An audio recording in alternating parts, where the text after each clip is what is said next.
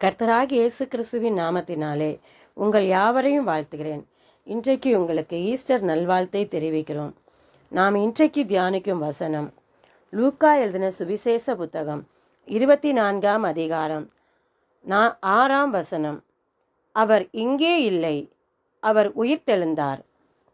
நம்முடைய கர்த்தராகிய இயேசு கிறிஸ்து உயிர்த்தெழுந்த ஈஸ்டர் பண்டிகையை கொண்டாடுகிற இந்த நாளிலே நாம் தியானிக்கிற வசனம், அவரை கல்லறையில் வைத்த இடத்துல போய் அநேக ஸ்திரீகள் போய் தேடும்போது தூதன் அவர்களுக்கு நேராக வார்த்தையை சொல்லுகிறான். அவர் இங்கே இல்லை, அவர் உயிர்த்தெழுந்தார் என்று. நாம் என்ன பார்க்க போகிறோம்னா, முதலாவது கல்லறை காலியானது நமக்கு ஒரு நம்பிக்கையின் தொடக்கமாக இருக்கிறது. இயேசு கல்லறையில் இருந்திருந்தார்னா நம்முடைய நம்பிக்கை வீணாக இருந்திருக்கும். ஆனால் அவர் உயிர்த்தெழுந்ததுனால இன்று நாம் வாழும் ஒவ்வொரு நாளும் நம்ம நம்பிக்கையுடன் இருக்க முடிகிறது. அதாவது நாம் எவ்வளவு தோல்வி அனுபவித்தாலும், எல்லாம் முடிந்தது என்று தோன்றினாலும் தேவன் சொல்கிறார், இது முடிவு அல்ல. ரெண்டாவது என்னன்னா, மரணத்திற்கு மேலான ஒரு ஜெயம் எடுத்தது. உலகத்தில் மிகப்பெரிய பயம் மரணம்தான். ஆனால் இயேசு மரணத்தையே ஜெயித்தார். இதன் அர்த்தம் என்னன்னா, பயம் நம்மை கட்டுப்படுத்த முடியாது, பாவம் நம்மை அடிமையாக்க முடியாது, சாத்தான் நம்மை வெல்ல முடியாது. நம்முடைய வாழ்க்கையில் நிச்சயமாக ஒரு ஜெயம் நமக்கு எப்போதும் உறுதியாக இருக்கும். மூன்றாவது பார்த்திங்கன்னா, உடைந்த வாழ்க்கைக்கு புதிய ஆரம்பம். சில பெண்கள் கல்லறைக்கு அழுதபடி வந்தார்கள்.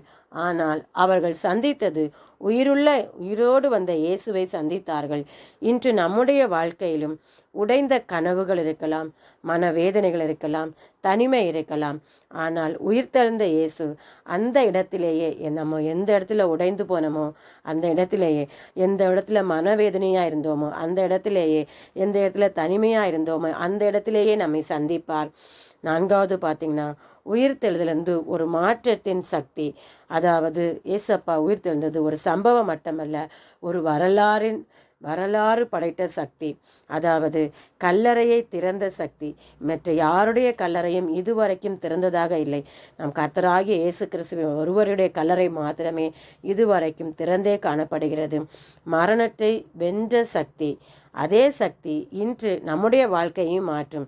அதாவது பாவ வாழ்க்கையை பரிசுத்தமாக மாற்றும், தோல்வி நிறைந்த வாழ்க்கையை சாட்சியாக மாற்றும், துக்கம் நிறைந்த வாழ்க்கையை சந்தோஷமாக மாற்றும், பாடுகள் நிறைந்த வாழ்க்கையை தேவன் சமாதானம் நிறைந்த வாழ்க்கையாக மாற்றுவார். நமக்கு புலம்பலை ஆனந்த களிப்பாக மாற்றுவார். நாம் விசுவாசிப்போம். கல்லறை காலியாக இருக்கிறது, இயேசு உயிரோடு இருக்கிறார் என்றும், நம்முடைய வாழ்க்கைக்கு ஒரு புதிய ஆரம்பம் இருக்கிறது என்று நாம் விசுவாசிக்கும் போது, என் தேவன் உயிரோடு இருக்கிறார், நான் ஜெயிப்பேன் என்று நம்முடைய நம்பிக்கையை, விசுவாச அறிக்கையை நாம் செய்யும்போது நம்ம எல்லா காரியங்களும் ஜெயம் பெறுவோம். நம்ம இப்பொழுது ஜெபிப்போமா?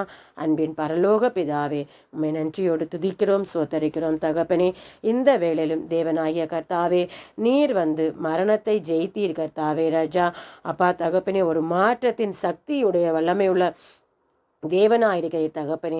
உடைந்த வாழ்க்கைக்கு புது ஆரம்பத்தை கொடுக்கிற தேவனாயிருக்கிறப்பா. தேவரீர் கர்த்தாவே ராஜா, நம்பிக்கையின் தொடக்கமாக இருக்கிறீர் கர்த்தாவே. நாங்கள் நம்புகிறோம், உம்மை விசுவாசிக்கிறோம் ஐயா. எங்களுக்கு எல்லாவற்றையும் நீர் உயிர்த்தெழுந்த வல்லமையினால எங்களுக்கு ஜெயமாய் மாற்றி தரப்போகிற கிருபைக்காய் நன்றியோடு சோத்தரிக்கிறோம். தேவரீர் எங்களுக்கு அற்புதம் செய்து எங்களையும் எங்களுடைய மரித்து போன எல்லா காரியங்களிலும் உடைய உயிர்த்தெழுந்த வல்லமை இறங்கி மறுபடியும் எங்களை எழுப்பி உயிர்ப்பித்து கெட்ட செய்கிற போகிற கிருபைக்காய் நன்றியோடு சோத்தரிக்கிறோம். உங்கள் தயவுள்ள கருத்தில் தாழ்த்துகிறோம், வெறுமையாக்குகிறோம்.